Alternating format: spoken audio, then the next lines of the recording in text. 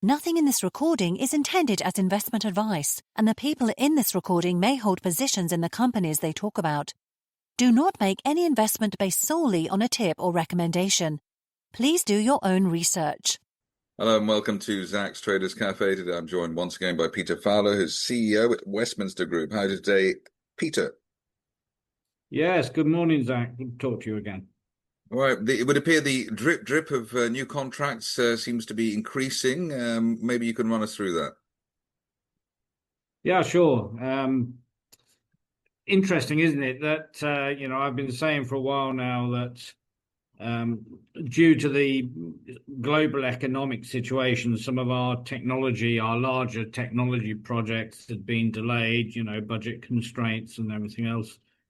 And then, like buses, we get 3 in the same week, 1 in 2 days. So, yeah, 3 really interesting technology orders, contract wins this week, 900,000, in total. So, very, very interesting.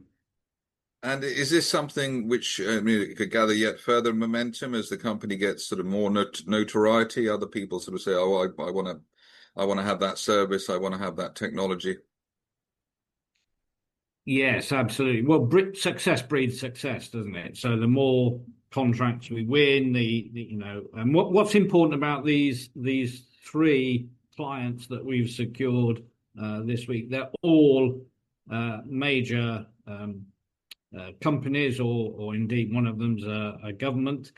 And all of them offer significant additional potential for our wide range of services. So I fully expect to get, further business from these clients as well as others. And of course, this isn't the only business that we're winning at the moment. We're winning lots of smaller stuff on a daily basis, our run rate stuff. And as you know, we recently announced the start of the Gabon project. That's a 15-year multi-million-dollar contract. So, lots of momentum building. And other managed services, I'm fairly confident they're going to come on stream during the course of the year.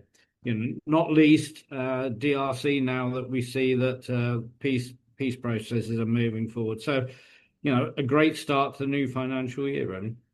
Is there? I mean, this may be a silly question, but I'm going to ask it anyway. Is there any particular reason why you have a geographical bias towards Africa, or is it are you somebody who could be providing services in South America or America, etc.? We certainly have a focus on emerging markets, so it's not just Africa, but it's emerging markets for the large scale managed services in particular. And there is a good reason for that, and that is many of these countries do not have a sophisticated indigenous security industry or companies. So far less competition, greater opportunities, and it suits our business model very well. Having said that, of course, as I've mentioned before, we've got some very blue chip, Palace of Westminster, Tower of London, UK Border Force, and actually 2 of the 3 contracts we mentioned this week are based in the UK, our UK contract. So, we have a focus on large scale business development in emerging markets, but also to complement that, a growing UK and European base too. Right, and the other question, which may be obvious, do you have, if you start getting, dozens of orders, do you have the capacity to cope with them? How would that work? Be a nice problem to have, isn't it? And the answer is yes. We're always planning ahead. We've got a database of a lot of people, but actually a lot of these projects, the way we're structured them, don't take an awful lot of expat management or personnel. We use a lot of local labour supported by our expat team. So the answer is yes, but we have to pace ourselves on some of these projects. So we've got it under control. And finally, market cap around 12 million. Your shares are actually up 60% so far this year, which not a lot of people can say, even in the current environment. Is there any limit to the scale?